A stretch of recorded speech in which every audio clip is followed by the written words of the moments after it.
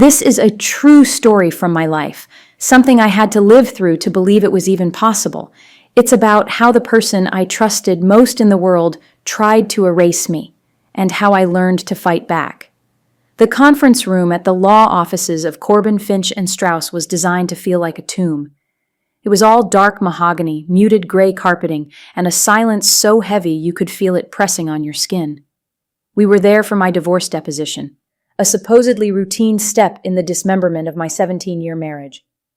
Across the vast, polished table, my husband, Marcus, sat looking bored and immaculate in a custom Zegna suit, flanked by his lead attorney, a man whose smile never quite reached his cold, reptilian eyes.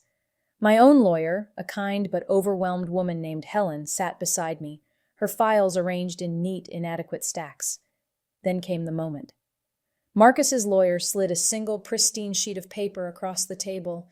It was a statement for my personal checking account, the one Marcus deposited a small allowance into each month.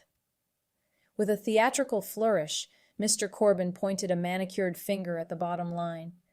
"Mrs. Thorne," he began, his voice dripping with condescending pity, "can you confirm for the record that your total liquid assets amount to $117.34? I stared at the number, my throat closing up. Beside him, a sound escaped Marcus's lips. Not a word, just a quiet, contemptuous chuckle that cut through the silence of the room and sliced straight through my heart. If you genuinely enjoy our stories, please subscribe to the channel, tell us where you're from, and what time it is right now. It's always fascinating to know how far our story flows. That sound, that little puff of arrogant air, was the real beginning of the end. It was more brutal than the divorce papers he'd had delivered to our Star Island mansion 2 months prior, more cutting than the discovery of his affair with the 24-year-old sommelier from a restaurant in Brickell. That laugh was his thesis statement. It said, "You are nothing. You have nothing. You are worthless without me." I felt the blood drain from my face. Helen placed a comforting hand on my arm, but I barely felt it. All I could see was Marcus. My Marcus, the man I'd met in college, the man I'd given up my own career in forensic accounting to support, the man whose children I'd raised, whose home I'd managed, whose social life I had painstakingly curated to facilitate his climb up the ladder of Miami real estate. He wasn't even looking at me. He was examining his cuticles as if the utter humiliation of his wife was a minor distraction, a piece of lint to be flicked away. The deposition was a blur after that. Corbin's questions were a relentless barrage designed to paint me as a spoiled, clueless housewife. "Did you ever attend board meetings for Thorne Development, Mrs. Thorne?" No. Were you involved in the financial planning for the Sovereign Tower acquisition? No. Marcus handled the finances. So, is it fair to say your primary contribution to the marital estate was social in nature? Each question was a hammer blow, cracking the foundation of the life I thought I'd helped build. I had been a partner in every way that mattered, or so I'd believed. I was the one who stayed up all night with a sick child so he could be rested for a big meeting. I was the one who hosted countless dinners for investors, remembering their wives' names and their children's allergies. I was the stable bedrock upon which he'd built his glittering, fragile empire. But in this room, in the language of the law, and of men like Marcus and Corbin, none of that translated into currency. It was all air. When we finally left the building, the humid Miami air felt thick and suffocating. Helen tried to be optimistic. "That was tough, Sarah, but we'll fight this. The courts will see your contributions." But I knew better. I'd seen the look in the judge's eyes at our preliminary hearing. I was a 42-year-old woman with an 18-year gap in her resume, asking for a piece of an empire built by a man who was now painting me as little more than a decorative appendage. Marcus had frozen all our joint accounts the day he filed for divorce. The Star Island mansion, which had been my home, was now a gilded prison where I was living on his sufferance until the court ordered me out. He had made sure I had no access to the kind of money needed to fight a legal battle against him. He had all the power, all the resources, and a story that was tragically easy for the world to believe. That night, I walked through the cavernous, white marble halls of the house. Every piece of art, every custom-made piece of furniture seemed to mock me. It was a museum of a life that was no longer mine. I went into Marcus's home office, a place that had always been his sacred territory. It was sleek and minimalist, dominated by a huge glass desk overlooking Biscayne Bay. His powerful computer was locked, of course. His files were all encrypted. He had always been meticulously private about his business, laughing it off as just being careful. "You don't need to worry your pretty head about this stuff, babe," he'd always say, a phrase that once sounded protective, but now echoed in my mind as deeply dismissive. I didn't know what I was looking for. A clue, a mistake, some piece of leverage in a war where I was completely unarmed. My eyes scanned the shelves, books on architecture, biographies of powerful men, and a row of identical black external hard drives. He was obsessed with them, always backing up his data, always paranoid about security. I ran my fingers along their cool, smooth cases. He called them his fortresses. I sat down in his expensive leather chair and looked out at the glittering lights of the city. My reflection in the dark glass was a ghost. I was a ghost in my own home, a ghost in my own life. The quiet chuckle from the deposition room echoed in my ears again. "You are nothing." Tears of pure, hot rage began to stream down my face. No, I wasn't nothing. Before I was Mrs. Thorne, I was Sarah Jensen. I was top of my class at Wharton. I had a mind for numbers, a talent for finding the thread in a tangled mess. He had made me forget that person. He had buried her under years of lavish gifts and subtle dismissals, convincing her that her only value was as his wife. The rage burned away the grief and left something else in its place, a cold, hard resolve. He thought he had erased me. He thought I was just a pretty head, incapable of understanding his complex world. He was about to find out how wrong he was. I stood up and walked over to a filing cabinet in the corner.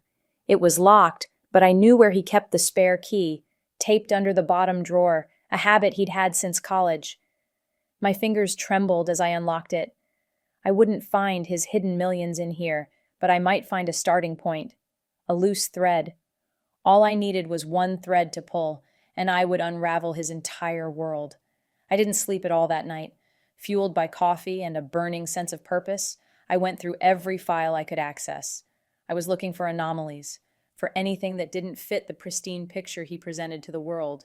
And in the very back of a drawer marked Household Misc, tucked inside a folder of old appliance warranties, I found it.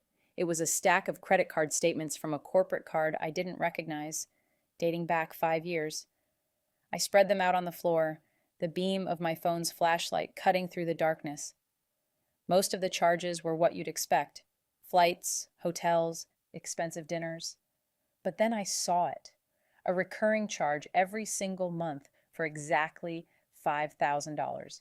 It was paid to a company with a strange, anonymous-sounding name, Argent Solutions, LLC. There was no description of the service, just the name. I'd never heard of it. I pulled out my laptop and did a quick search.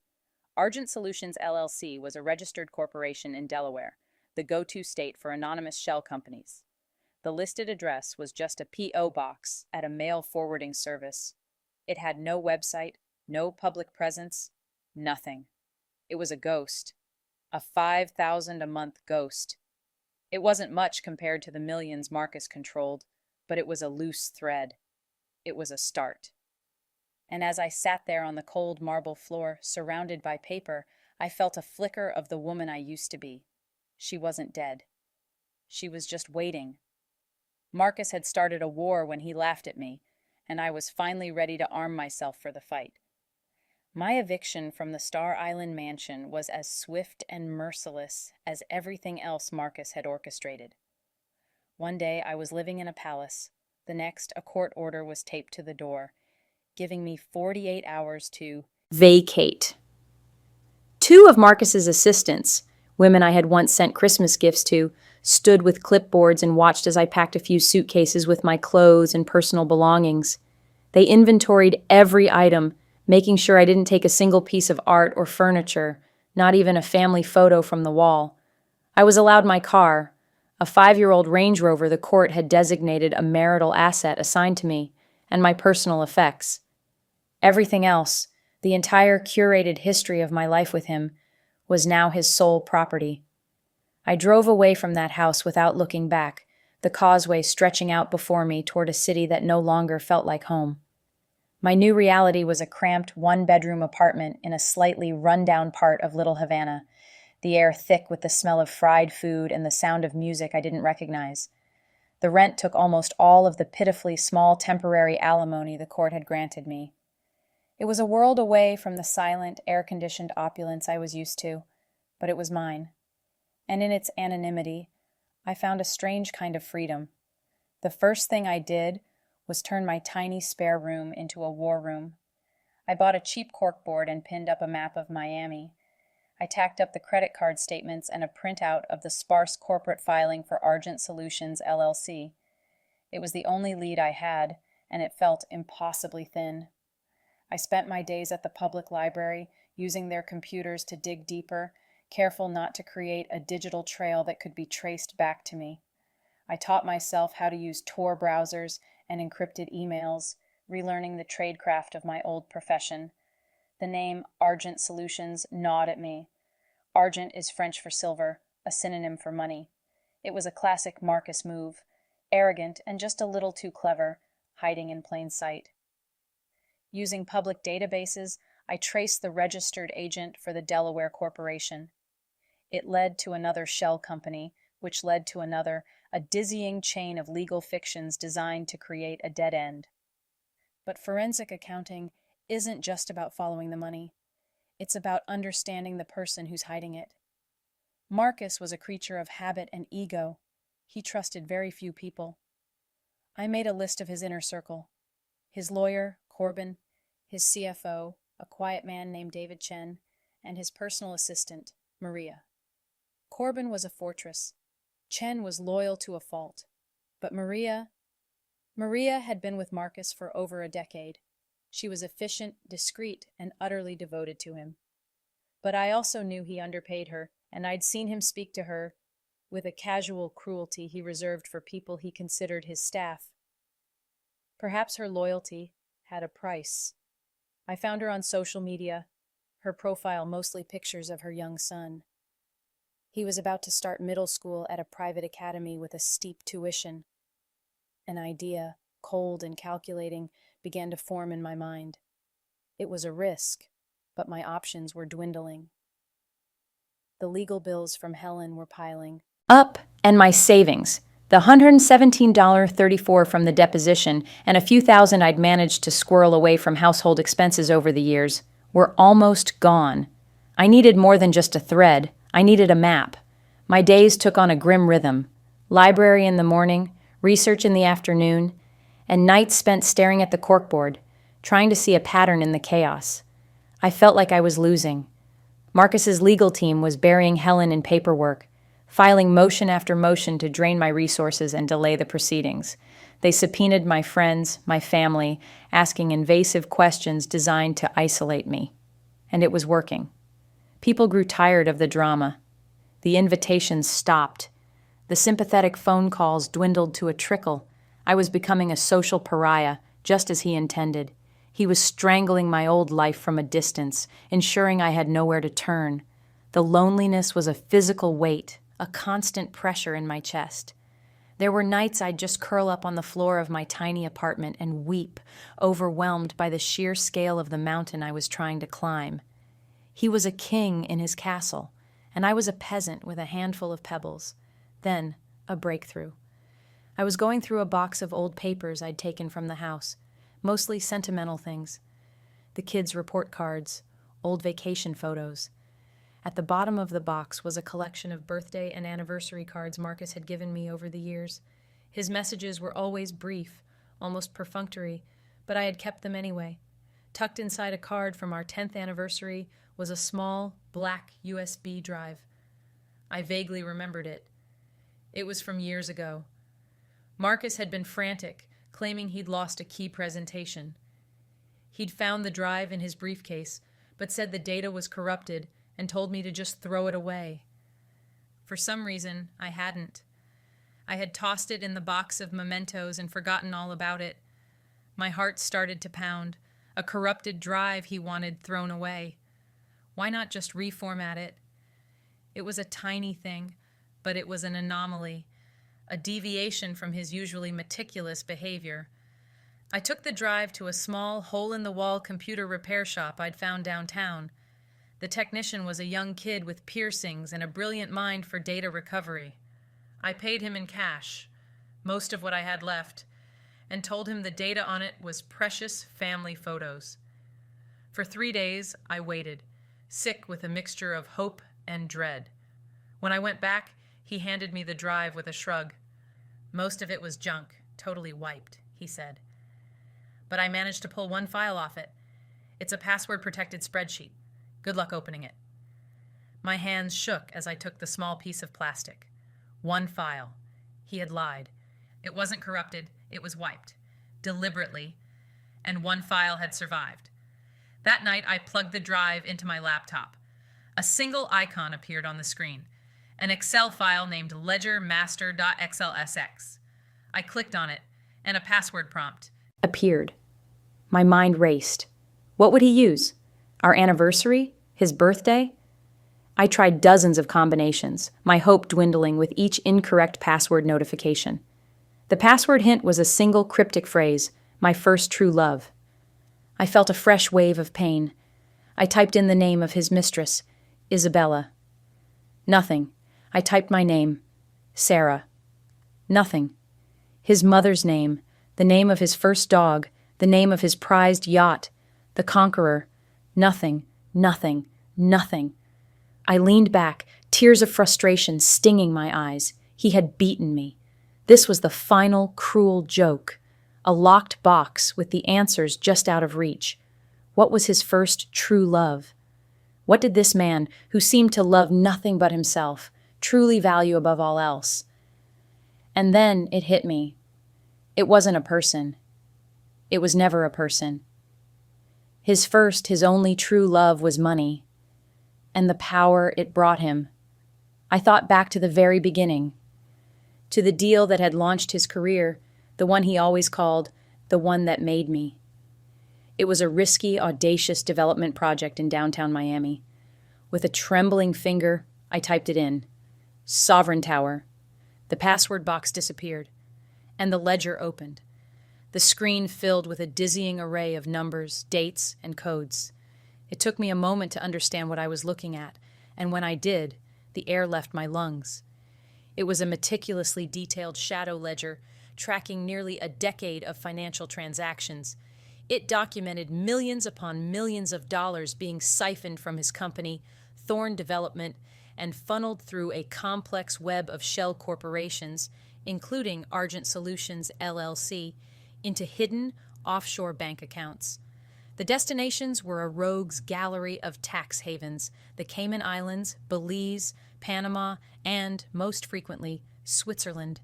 This was it.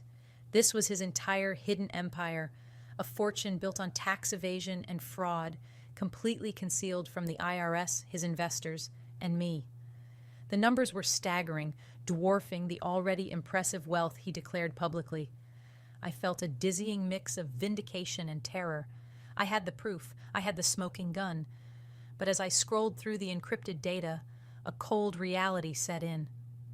This spreadsheet, recovered from a discarded thumb drive, would never hold up in court. Marcus and his high-priced lawyers would shred it. They would claim I fabricated it, that I, the jilted wife, created this elaborate fantasy to extort money from him. Corbin would paint me as a vindictive, delusional woman. I had the map to his treasure, but it was written in a language the court would refuse to understand. Possessing the ledger changed everything. The despair that had haunted me for months was replaced by a sharp, dangerous focus. I was no longer a victim begging for scraps. I was a hunter who had found her prey's trail, but a trail wasn't enough. I needed his head on a platter. I needed evidence so undeniable that even a shark like Corbin couldn't. Explain it away. The ledger was my Rosetta Stone. It contained account numbers, transaction dates, and, most importantly, the names of the foreign banks he used. One name appeared more than any other: Bauer Private Bank, a small, exclusive private bank in Zurich, Switzerland. This was his primary vault. Getting information from a Swiss bank was famously impossible. But Marcus had taught me something valuable. Every fortress has a back door, and every person has a price. I spent a week crafting a new identity. I became Serafina Dubois, a wealthy French heiress looking to move a substantial inheritance out of Europe discreetly.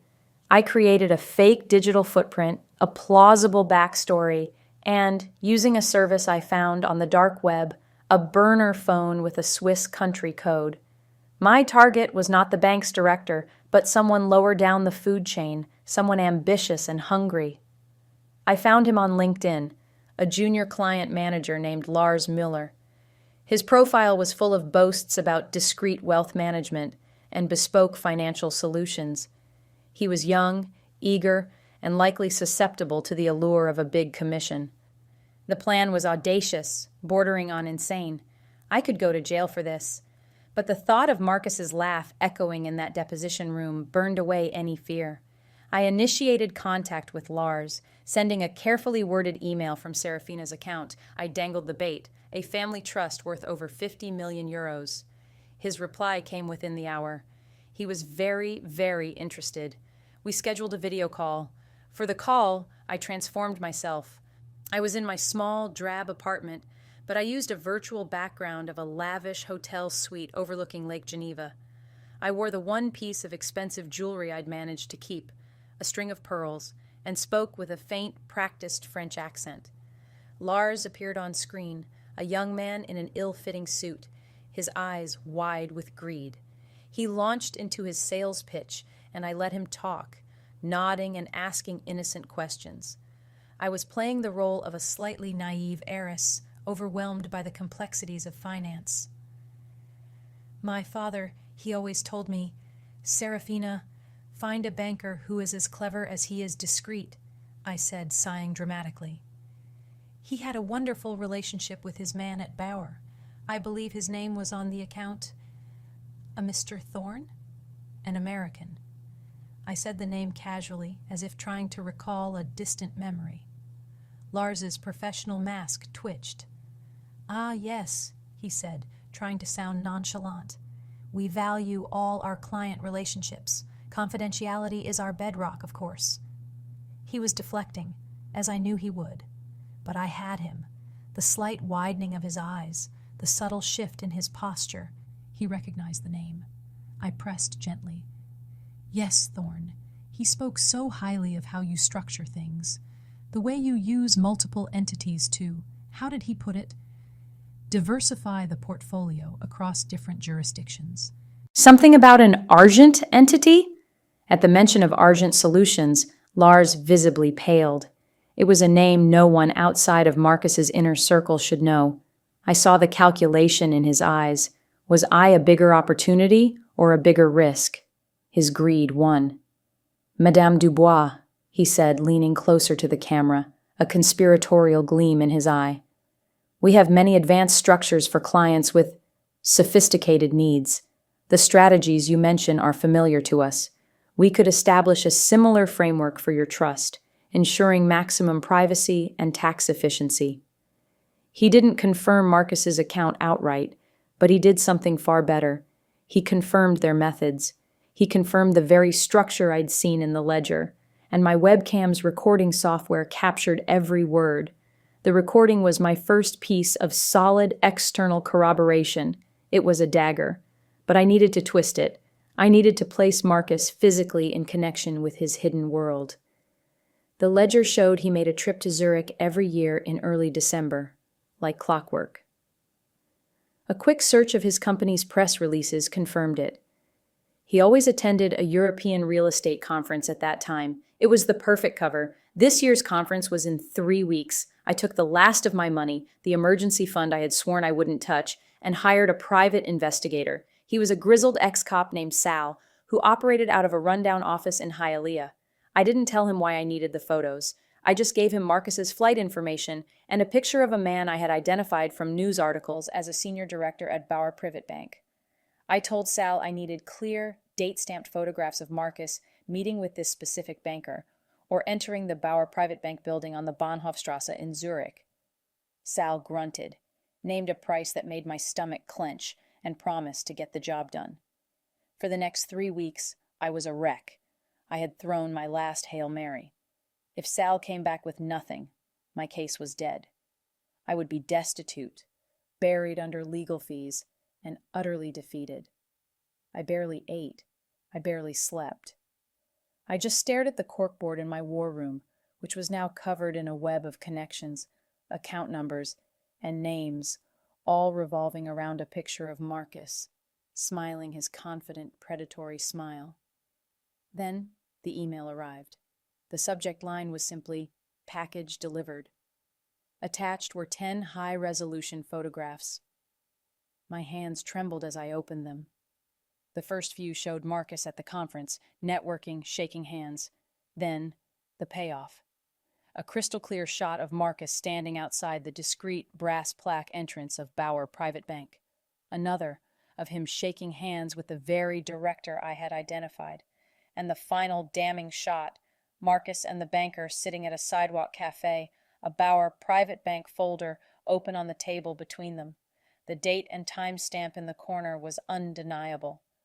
I stared at the picture of my husband looking so relaxed and powerful as he casually managed his secret empire, and I felt no anger, no sadness.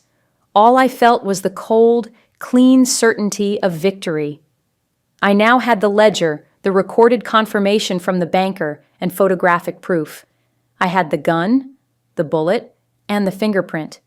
The king was in his castle, blissfully unaware that the walls were about to come crashing down. I picked up the phone and called my lawyer. "Helen," I said, my voice steady for the first time in months. "I think it's time we schedule our final hearing." The day of the final hearing was gray and overcast, the Miami sky the color of slate. The sterile atmosphere of the Miami-Dade County Courthouse felt strangely familiar now, no longer as intimidating as it had been at the start. I walked in with Helen, my posture straight, my expression calm. I caught a glimpse of Marcus down the hall, laughing with Corbin. He was wearing a ridiculously expensive suit, looking tanned and confident. He met my eyes for a fleeting second, and that smug, dismissive smirk played on his lips. He thought this was his coronation, the day he would be officially freed of me, his worthless, penniless ex-wife. He had no idea he was walking to his own execution. The hearing began as expected. Corbin delivered a lengthy, self-satisfied monologue about Marcus's generosity, painting the settlement offer, a lump sum that wouldn't even cover my legal fees and 2 years of paltry alimony, as an act of profound charity. "Mr. Thorne wishes his former spouse nothing but the best," Corbin droned on. "But we must live in the world of facts. And the fact is, Mrs. Thorne's contributions to the marital estate were non-financial, and our offer is more than fair compensation for her time." When he finished, the judge, a stern-faced woman who had seemed perpetually unimpressed with me, turned to Helen. "Ms. Gable, your response?" Helen stood up, her hands resting on a single, slim file folder. "Your Honor," she began, her voice ringing with a newfound confidence. "We respectfully reject Mr. Thorne's offer. We also have new evidence to present regarding the full extent of the marital estate, assets that Mr. Thorne has failed to disclose to this court." A ripple of interest went through the courtroom. Corbin's smile tightened. Marcus leaned forward, his brow furrowed in annoyance. "Evidence?" the judge asked, her tone skeptical. "Your Honor," Helen continued, "we have a detailed ledger documenting approximately $73 million in undeclared offshore accounts." Corbin burst out laughing, a loud, obnoxious bark. "Objection, Your Honor! This is a desperate, last-ditch fantasy. Where did this supposed ledger come from? Did Mrs. Thorne write it herself in her spare time? The judge looked at Helen, her expression hardening. Ms. Gable, these are serious allegations. You had better be able to substantiate them. We can, Your Honor, Helen said calmly. She placed a laptop on the counsel table, angled toward the judge. First, we have a sworn affidavit from a data recovery expert attesting to the origin of this file from a drive previously in Mr. Thorne's possession. Corbin's laughter died in his throat. Next, Helen said, her voice rising, we have a video recording. She clicked the mouse. The voice of Lars Müller, the junior banker from Zurich, filled the silent courtroom, his Swiss-German accent unmistakable. We all heard him confirm the bank's use of advanced structures for clients with sophisticated needs. We heard him react to the name Argent Solutions. I watched Marcus, every trace of color drained from his face. He was staring at the laptop as if it were a venomous snake. Corbin was on his feet, sputtering, Your Honor, this is an illegal recording. It's inadmissible. But Helen wasn't finished. And finally, Your Honor, just in case there was any doubt about Mr. Thorne's connection to these institutions, she projected Sal's photographs onto the large screen at the front of the courtroom. There was Marcus, larger than life, shaking hands with the Swiss banker. There he was, standing under the brass plaque of Boer Private Bank. There he was, with the bank's folder open on the table. A collective gasp went through the room. The judge stared at the screen, her face a mask of cold fury. She turned her eyes from the photo to Marcus. It was the look of a predator that has finally cornered its prey.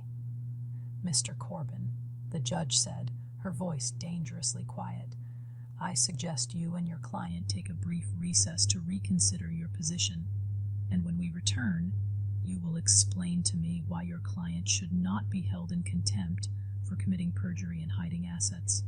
I should also mention that as an officer of the court, I am obligated to forward these materials to the Internal Revenue Service and the Department of Justice for further investigation. The silence that followed was absolute. Marcus looked like he had been turned to stone. His empire, his reputation, his freedom, all of it was evaporating before his eyes on a courtroom projector screen. Corbin grabbed his arm, whispering frantically, and pulled him out of the room. I just sat there, my hands folded calmly in my lap. I didn't feel triumphant. I didn't feel joy.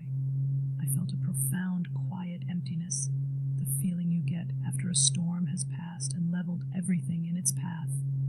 An hour later, they returned. Corbin, pale and humbled, announced that his client was prepared to agree to any settlement Mrs. Thorne proposed. The final agreement gave me 50% of the entire marital estate, including every last cent from the offshore accounts. It was a sum that would not just cripple Marcus, but effectively dismantle his empire. As he sat at the table, his hand shaking so badly he could barely hold the pen to sign the papers, he finally looked at me. His eyes were no longer filled with arrogance or pity, but with something new, fear. He was looking at the woman he had tried to erase, the pretty head he thought knew nothing, and for the first time, he was seeing me. I now live in a quiet house on the coast, far from the noise and glitter of Miami. The ocean breeze is a constant, gentle reminder that tides turn, that storms pass. The news of Marcus's downfall was spectacular. The federal investigation blossomed into a massive case, uncovering years of tax evasion and investor fraud. He lost his company, his social standing, and last I heard he was facing a lengthy prison sentence. His name, once a symbol of power in Miami, was now a synonym for disgrace. My children are with me, and we are slowly, carefully building a new life, one founded on truth and not on secrets. Sometimes late at night, I sit on my porch and watch the moon on the water, and I think about that man, a stranger now, who built a kingdom on lies. He had spent years making me feel worthless, so I made sure the world knew his exact price. The end